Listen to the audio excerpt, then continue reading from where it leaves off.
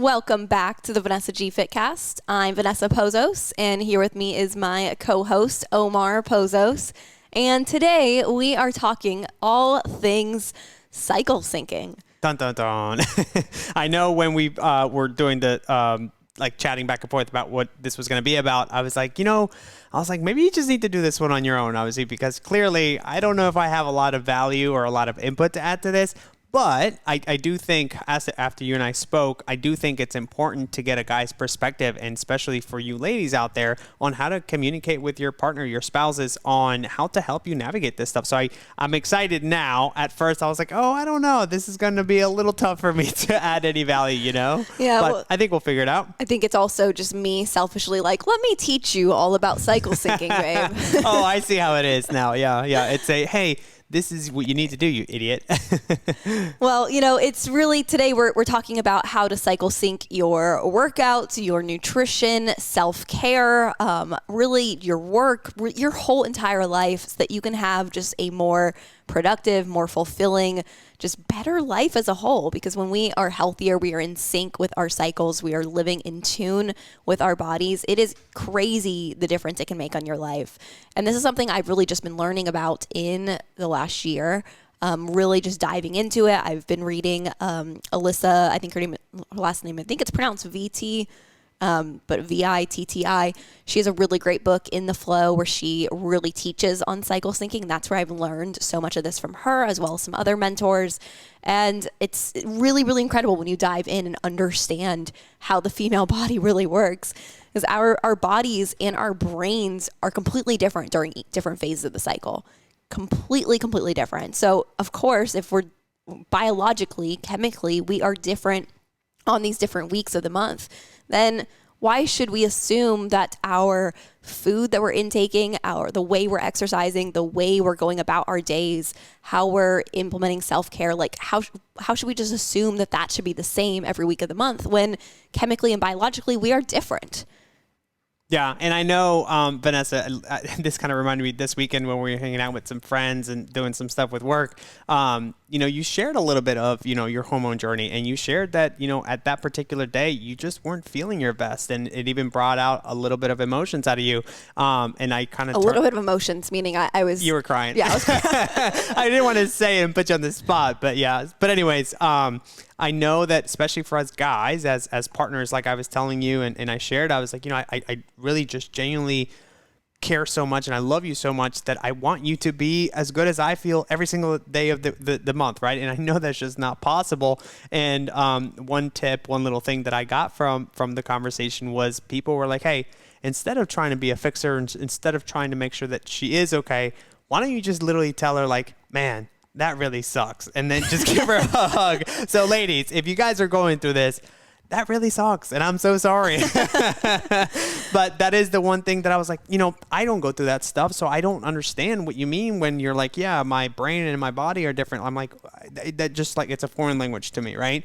But that's the reality of it is sometimes I think you guys just need to be like, hey, that sucks, and I hate that you're going through it, but it is part of what you guys go through. It is what it is, kind of thing. Yeah. Well, I mean, even you saying like it's a foreign language to you, the reality is, and the reason why I wanted to do this podcast is because it's still a foreign language to a lot of women. Yeah, that's true. We aren't really taught and educated around our bodies. We understand that we have a period, and then the rest of the month something else is happening, and that's all we really understand. It's like, oh yeah, you probably don't feel great around your period. Like that's normal. That's part of what's expected, like go on birth control, take care of it. And then you should be pretty much be able to now act like a man and be the same every single day over the course of the month.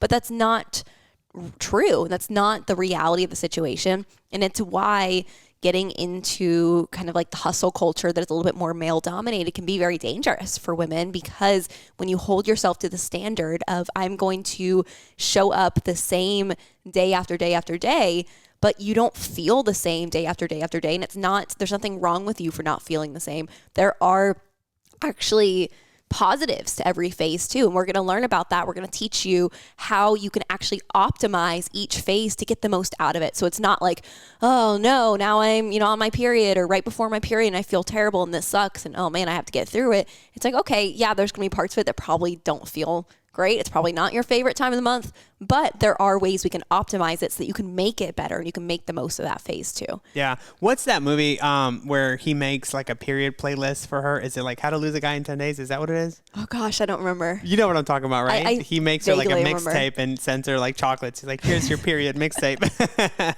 I feel like I need to do that for you sometimes, a Spotify playlist. Yeah. Yeah. Well, kind of want to give a little bit of overall education here too. So this is something I was actually talking about with you before we hit record is, so this, when we're talking about our menstrual cycle, it's typically about 28 days, like a normal cycle. Of course, it can be a little bit longer, a little bit shorter, but 28 days is a kind of standard range for a cycle. And there's actually a term for the rhythm that your body goes on, and that's the infradian rhythm. So a lot of us are very familiar with our circadian rhythm. That's our 24-hour biological clock where your hormones are shifting over the course of a 24-hour day.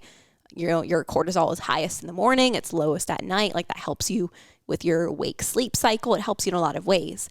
Men only have the circadian rhythm. So their Thank hormones goodness that I don't have to deal with the other one.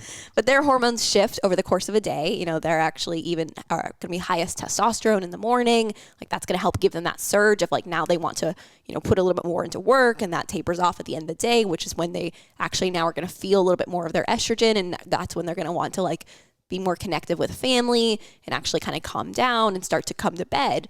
That's how we've designed our work cycles and a lot of our life cycles to be catering to that. But with women, while we do have a circadian rhythm in terms of like our cortisol, our wake sleep cycle, we also have this 28-day infradian rhythm where our hormones aren't just shifting over the course of the day, but they're shifting over the course of days, plural, like over the course of the month. So that's why there might be 1 week of the month where you find yourself more prone to want to be around friends. You might have another week of the month where you find yourself more creative feeling. Like as you start to pay attention to these things and you feel what it feels like during different parts of the cycle for you, it's really incredible what can happen as you can tune into this and you can make the most of each phase. Yeah. And I think the most important thing too is just to understand it, right? Like the fact that you were saying, you know, this could be a couple of days that you feel a certain way, and then the next week it could change up. So like you said, fine tuning your schedule, your work, your lifestyle to match with that stuff. I mean, you've started to do some of that stuff, but I've really been able to really see the difference in just one, how effective you are, but also like emotionally, how like, you know, I guess available is, if that makes sense. Like you're just being able to show up as yourself when other days you're like, I just don't want to speak to anybody, yourself included. But it makes a total sense. Yeah. Yeah, absolutely.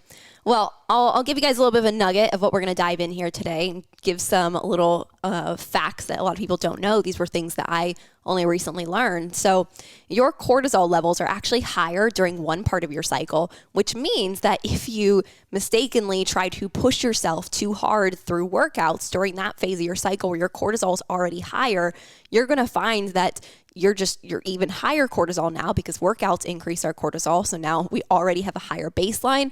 We add an intense workout over top of it. We bump it up too high to where now we're more inflamed. We feel more stressed, more anxious. We feel just not like the best version of ourselves. And what's happening is we're disrupting our hormones, which can lead to a lot of other issues too. Yeah. If you're not actually cycle syncing your workouts in the right way. And just to make sure, Vanessa, for our maybe people that have just tuned into this particular episode, obviously, you know, cortisol meaning your stress, right? So what you're saying is if your stress levels are already higher during a certain part of your cycle, and on top of that, you're doing workouts or, you know, high intensity training or something like that, that's adding even more stress on top of the stress you already have, then that's no wonder your body's inflamed. No wonder you're seeing, you know, a lot of the puffiness and a lot of the extra, you know, inflammation, because your body is literally inflammation on top of inflammation, right? Is that kind of what you're saying? And if you think about it, like if you're the type of person who maybe you work out in the morning before work, now you're in this certain phase where now your cortisol is already higher, you're throwing in this high intensity workout on top of it.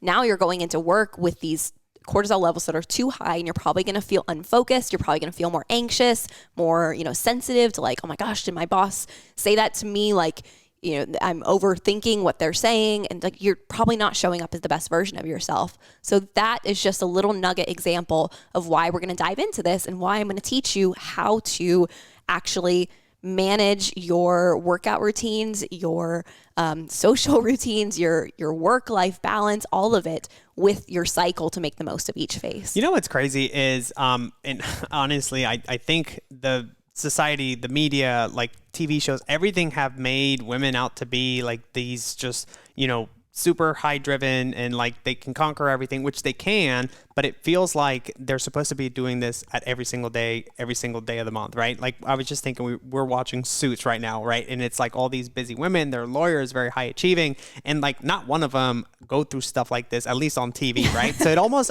but seriously, think about it. Like it makes you feel, probably as a woman, you're like, well, if they could do it, like, why can't I? Mm-hmm. Right. But that's obviously, it's not reality. It's a TV show. And it just, to me, it just changes the perspective of what an actual day in the life should be like. Does that make sense? Am I kind of rambling here? No, that makes total sense. And I'm actually really glad you mentioned that, because that's something I've also like seen a little bit shared a little bit more on social media lately, is how the kind of superwoman type of idea of like, encouraging women to be like this superwoman type of person can be a little bit damaging, because it's not realistic to be that right, the whole, that's what I was saying. Yeah, throughout the entire month. And like you referenced earlier, last weekend as we're recording this, we were at a business mastermind, and it was a really small group mastermind with just a couple other businesses there getting help, and then our business mentors and their main like leadership team working on our businesses. And now this business mastermind fell right before my period was about to start, and I'm currently kind of actually working through a little bit of sex hormone things to where I'm a little bit more PMSy than I should be right now. And so I was Is that an adjective, PMSy? Yeah, women know what I'm talking about. So I was not feeling my best. I was definitely more sensitive, definitely more emotional. And I found myself crying multiple times throughout this day of meetings. And at first I was trying to hide it. And then I just shared with, I think I first shared, actually, I guess I just shared with everybody. Yeah, it was the whole conference room. We're a very close group. But what's interesting is, so like Omar was saying, kind of going back to that, how a lot of times we as women will look at other women who are like a little bit high power women, and we're seeing their highlight reel and thinking like, oh wow, they feel amazing the entire month. Like, and what's wrong with me? Yeah, what's wrong with me during this phase where I don't feel great? Well, me kind of opening up about where I was at in my cycle, how I was feeling, how, my hormones aren't quite great right now, and I'm just not feeling my best. It actually led to some really great conversations with some of the different people there, including, one of our mentors, Erin, who she's the CEO of a very large company. And she's just, I see her as like this just truly incredible, badass powerhouse woman.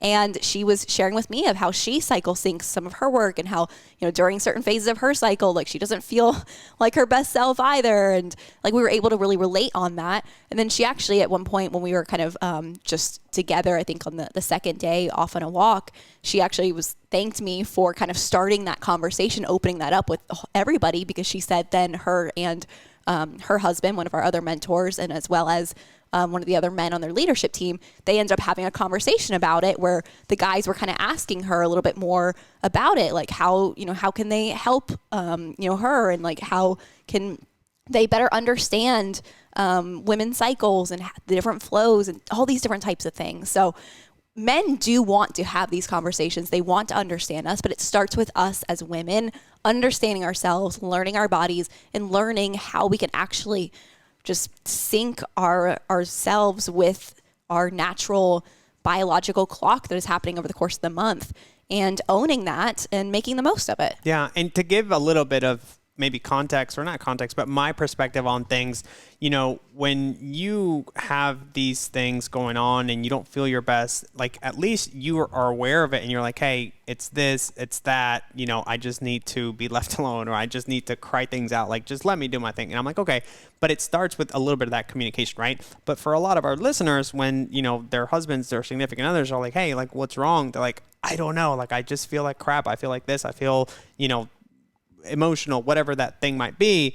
But at least, or I guess what I'm trying to say is, it starts with them having that awareness, which is exactly what you said, right? But in order for us guys to be able to help, or if anything, just understand, you guys have to do that work on your own. And I'm not saying, it's on you. It's more so like you have to seek out the information so that you can tell your partner and share, because otherwise, to be totally honest, we're kind of in the dark. And if you don't know what's going on, I mean, think about how your partner feels, right? And at the end of the day, it's not fair to the partner, right? Because if you think about it, you know, years, months go by, whatever. And if this is a reoccurring thing, then it starts to affect relationships, and it starts to affect, you know, I mean, I guess the relationship is the main one, but it's just not fair to them, which is ultimately to go back and say, it's like, ladies, like, we have to do the work so that you guys can teach us to be able to help you, because otherwise, to be totally honest, and I hope I don't get canceled for this, it just, to me, I'm like, is she okay? Like, am I crazy? Is she crazy? Like, what the heck is going on? Because something is clearly not wrong. And then the next day you're like, oh, I'm good now. And I'm like, what the hell just happened?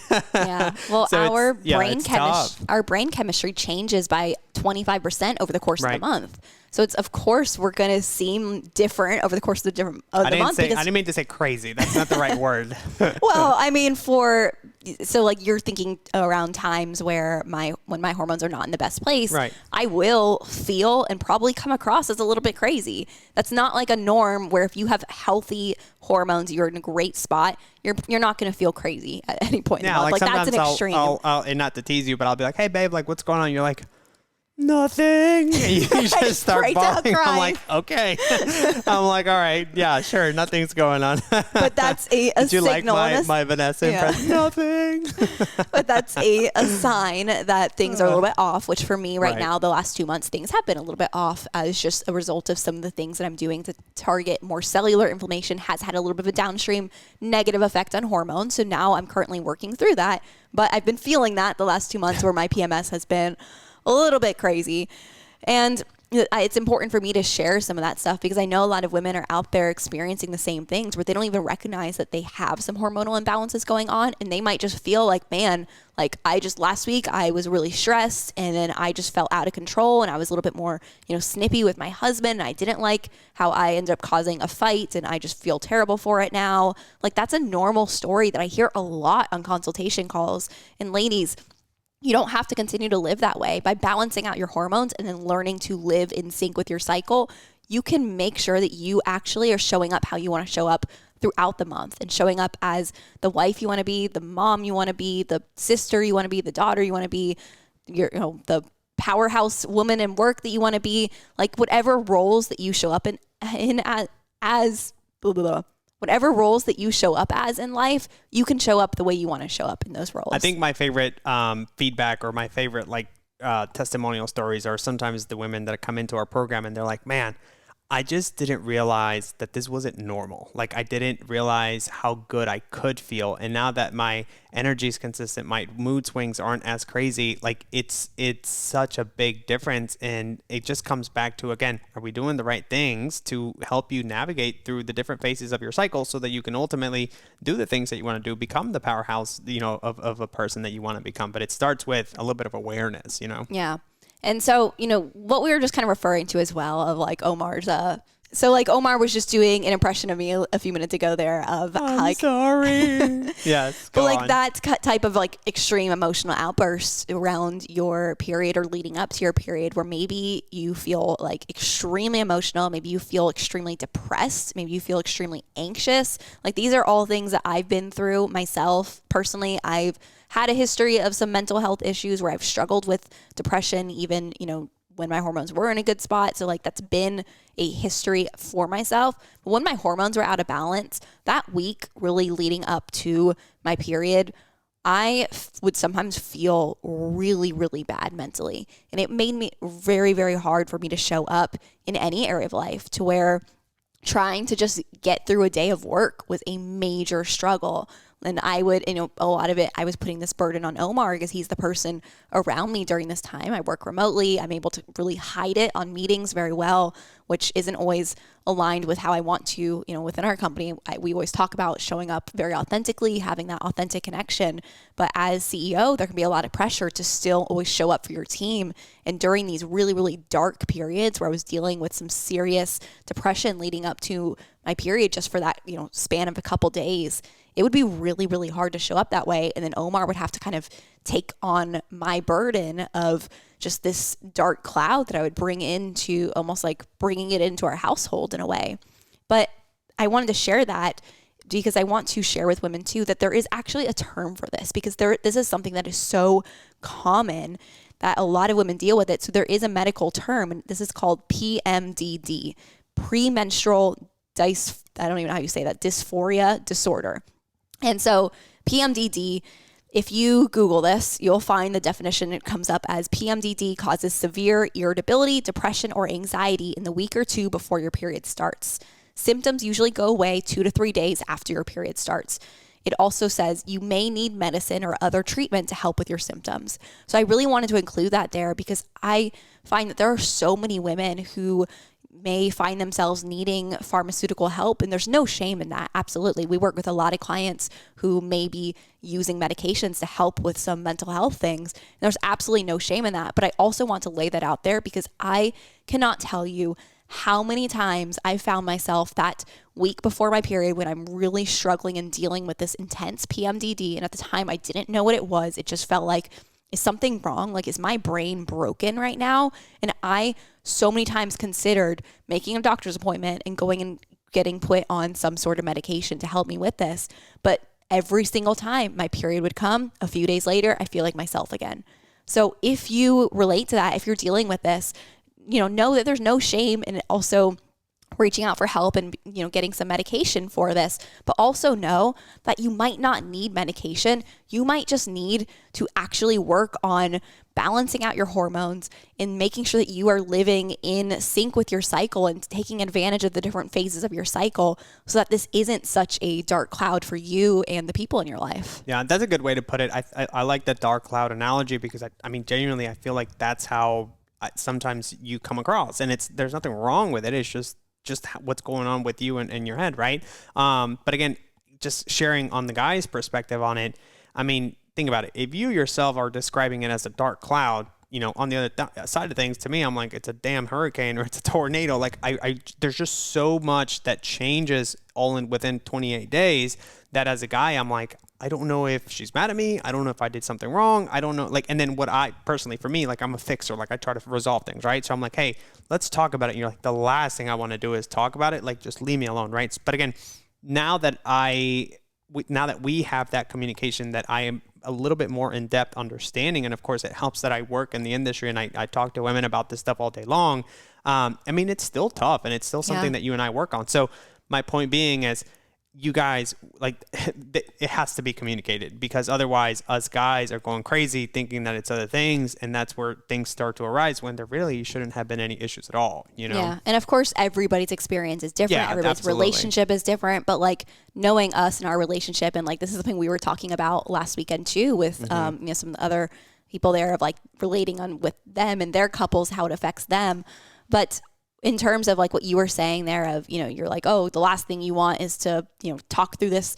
The thing is, it's not always, and you're receiving it that way, but that's not always necessarily how I feel. And I'm going to show you how during these different phases, your brain chemistry actually changes to where there's certain phases that communication is really easy. There's other phases where communication is really hard. Yeah. And so it's not even that I'm like, oh, get away from me, I don't want you to talk to me or anything. It's that communication is very, very hard during that phase. So that's why, Omar jokes, because it's during that time, all you can really say is that sucks. Do you want a hug? Because I'm just I just need a hug. Yeah. It's you sound like, oh man, what's the guys from The Office who's like, why say more words when less words do trick? What's his name? Oh yeah. No, I don't remember. But anyway, so I wanted to kind of open with talking a little bit about PMDD, bringing Kevin. some awareness. Sorry. Go ahead.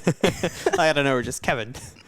Kevin from The Office. I wanted to bring some awareness to this and bring awareness to PMDD so that any women who, if you are resonating with this, if this is something you struggle with, know that A, you're not alone, and B, this can be worked through. It can be improved. You don't have to live this way, and you're not stuck. Nothing's wrong with you. So let's dive into cycle syncing and really understanding this. So cycle syncing comes down to really 2 steps here. And I like to think of this as, because cycle syncing isn't something we can just dive into being like, okay, do this at this different phase, because being told what to do might help you for a little while, but not actually understanding why you do different things during different phases is not going to help you. You need to understand the why, because your cycle might be a little bit different from my cycle, even though there are norms for how things actually change chemically.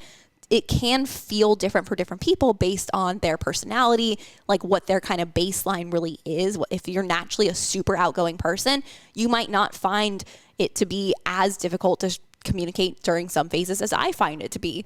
So it's like there are, individual differences that come into play. So that's why we need to understand how our hormones change over the course of our cycle so that you can start to pay attention to your cycle and how you feel different weeks and really create a cycle syncing plan that works best for you. So step number 1, we are going to familiarize yourself with the phases of your menstrual cycle. So I feel like I'm going to sex ed this right is honestly, this is the like sex ed class that I wish I had in like middle school or I don't know, freshman year of high school. Like this stuff should have been taught to women. And so I'm going to do my best to like dumb this down, make it as simple as possible, teach you even like little kind of like frameworks and different things for how I can remember it. It works for me. It helps my brain. Maybe it'll help you. But so obviously there are 4 phases of your menstrual cycle. So phase 1, we actually, medically and across the world, we consider phase 1 to be menstruation. You will actually find though, if you dive into some different like books and different things, a lot of people will argue that your menstrual cycle actually should start with your follicular phase, which is technically phase 2, because if you think about what's actually happening, that's when you're essentially starting a new cycle. The period is your menstruation. That's really actually like shedding. That should technically be like the end, like you're shedding it out. And now follicular, you're starting to create anew. But that's just like a little side tangent here. In the purposes of what we're going to teach here with cycle syncing, because this is what actually is, medically accepted. And so if you talk to a doctor, they're going to tell you phase 1 is menstruation. That's the way I'm going to teach it here today. When you say shedding, what do you shed? You're shedding your uterine lining. Really? Interesting. Yeah. Huh. Yeah, shedding a winter coat. I don't know. I mean, I don't know. Shedding like a dog. I don't want to ask questions right now. He's like thinking of all the hairs that he finds in the bathroom. He's like, does she lose more hair during that phase? She's in her menstruation cycle and our bathroom is just full of hairs.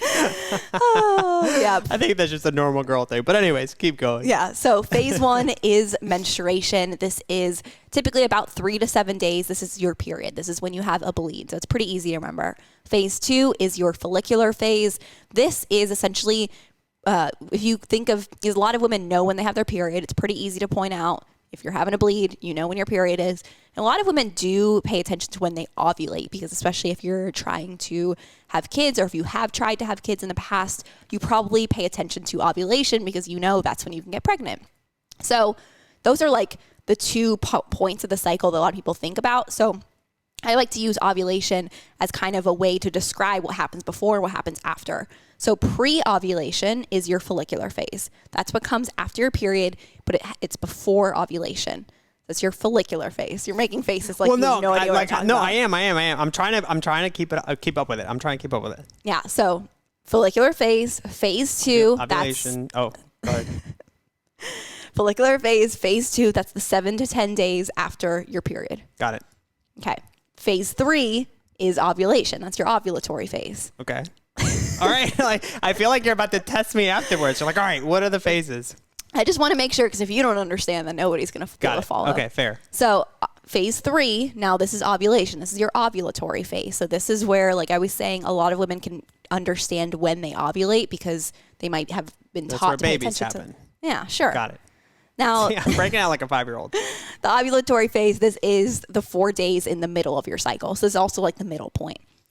Now, phase 4, this is your luteal phase. This is what happens after ovulation. And I also like to refer to this as like your lethal phase. Ooh, tell me about that. Why is it lethal? We're going to get into that. Okay. But luteal phase, this is the phase that you're very familiar with, because this is the phase that I become quote unquote crazy. Oh, that's why it's lethal. Yes. You can kill somebody. Yeah. Got it. But so your luteal phase itself is actually about 10 to 14 days long. It's the back half that I was actually like your lethal phase. The first part of your luteal phase, you'll find you still feel pretty good. And we're going to dive into why that is.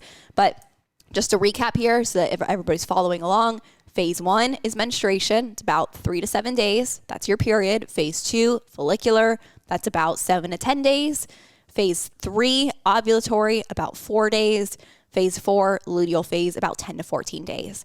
Now, to make this even simpler, because again, I'm here to give you like the I don't know, fourth grade class that you probably never had. So talking to you like a fourth grader, while yes, technically each of these phases vary in length and they're like a certain amount of days plus or minus, I like to just teach it as just think of it as in weeks. Your cycle is technically about 4 weeks long. It's going to be a little bit longer for some people, maybe even a little bit shorter for other people. But if you think of it in 4 weeks, just split it into each one being a week. Phase 1, week 1, that's your period. Phase 2, week 2, that's your follicular phase. Phase 3, week 3, that's your ovulation. Phase 4, week 4, that's your luteal phase. So that way, if you aren't doing anything to track your cycle, you have no idea where you are, you know when your period is, just count 4 weeks from there. That makes sense. It's like a little roadmap. Yeah, exactly. So menstruation, this one, obviously, this is the easiest one to remember. We're not going to talk too much about it because this is your period. This is your bleed. Most people know when this is happening because if you are having a normal cycle, you should be bleeding. But like we talked about earlier, this is when you are shedding. You are shedding your endometrial lining that was built up in the previous cycle. Is that where like endometriosis kind of happens? Exactly. Got it. So thinking hormonally what's happening here, a lot of times people don't feel their best during their period because this is when your hormones are just at their lowest. Estrogen and progesterone are at their lowest point across the whole cycle during your period. Now going into phase 2, so think of your second week, you got through your period, now you're into your follicular phase. This is when you're actually starting to create eggs. So follicular, the way you can remember this, again, I'm using trying to make it as dumb as possible. Follicular, the follicle is the sac that contains eggs. So a lot of us know the term follicle because if you think like hair follicle, like that's where hair grows from, right? Oh, that's where the eggs grow from. Exactly. So your follicles are the sacs that contain the eggs. So that's where follicular, you're like starting to build anew again. You're getting ready. Like, okay, I didn't get pregnant your body just wants to get pregnant all the time. So it's like, all right, didn't get pregnant last month. We're trying again. Like, woo, follicular. Follicles. Yeah. So what's happening hormonally during this time of the month, during this week 2, estrogen is starting to rise. Estrogen starts to rise and actually peaks at the end of the follicular phase. But the thing is, progesterone stays lower during this phase. There's a little bit of a discrepancy here where estrogen starts to go up, progesterone stays low. I like to remember this as very simple. It's alphabetical. E comes before P. Estrogen comes before progesterone. I love it. Yeah. My brain goes into an acronym. So I'm trying to figure out, I'm like, all right, MFOL, menstruation, follicular, ovulation, luteal. So it's like my friend, I need an O word. I need an O word and then L. What's an O word? You keep working on that there. So that's what happened in the follicular phase. Now we're moving on to week 3, which is ovulation. So this is our midpoint in a normal cycle. So again, using the 4 weeks kind of thing isn't exactly perfect. If you want to be perfect, track your cycle and actually look at the days.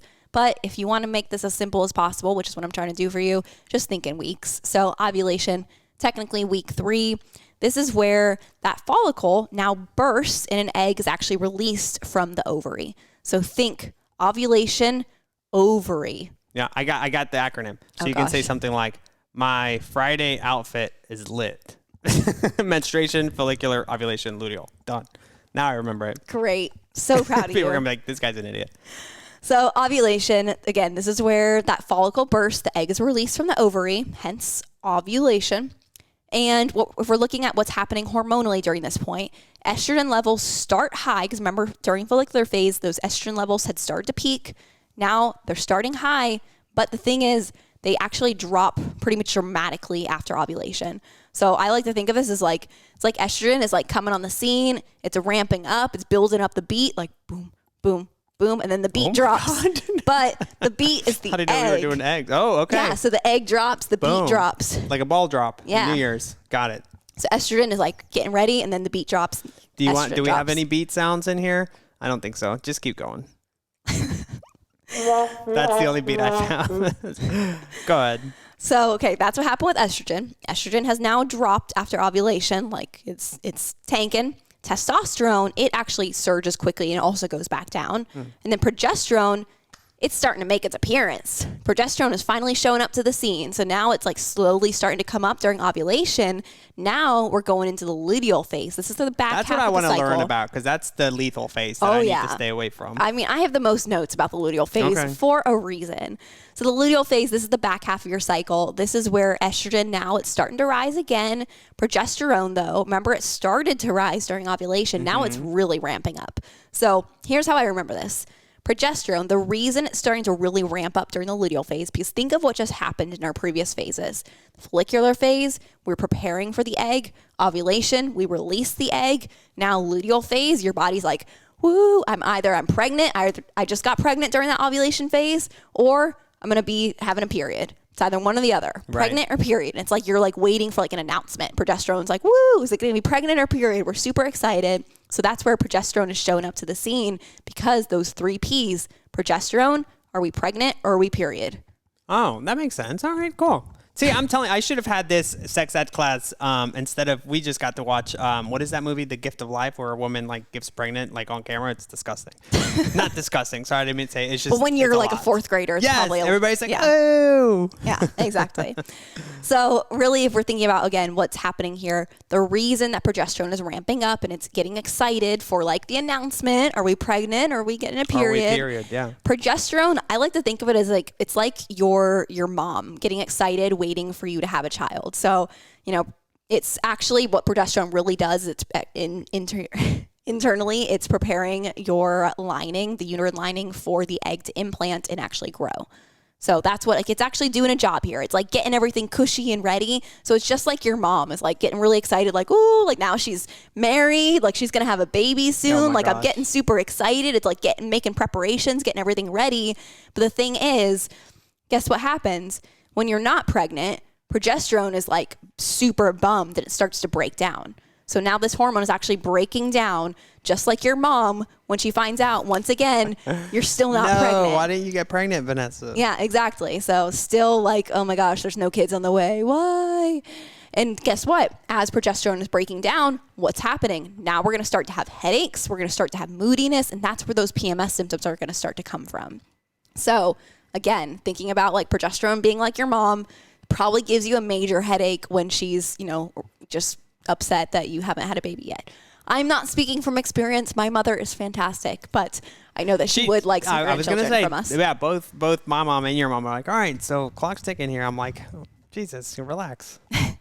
But so that's why this phase, again, this is when it starts to become that lethal phase, because now if you're not pregnant, that PMS might start kicking in. You might start to notice some moodiness, some bloating, some tender breasts, some cramps, like probably some discomfort, not feeling your absolute best. And that's because progesterone, it's sad. It's breaking down. It's like, no, we're not pregnant. Basically, Why? if you're not pregnant, you're lethal. You're killing somebody. Exactly. Now, this is also the time when, just kind of like side note here, you also release what are called prostaglandins. Prostaglandins are what I like to think of as like painful prostaglandins. The PP goes together. Painful prostaglandins. This is what's causing the cramping. So if you're noticing that you're having a lot more PMS, then you probably are having it's a lot of prostaglandins that are going on there. But a lot of PMS during this phase also can be just related to some different imbalances in hormones. So specifically, if you have too much estrogen, and that might not be too much estrogen as a whole, it might just be too much estrogen relative to your progesterone, that's when you're going to notice PMS coming in. So that's why I'm personally very excited to be getting some labs drawn this month to see what things are looking like, because let me tell you, last week, definitely some PMS. Not feeling great.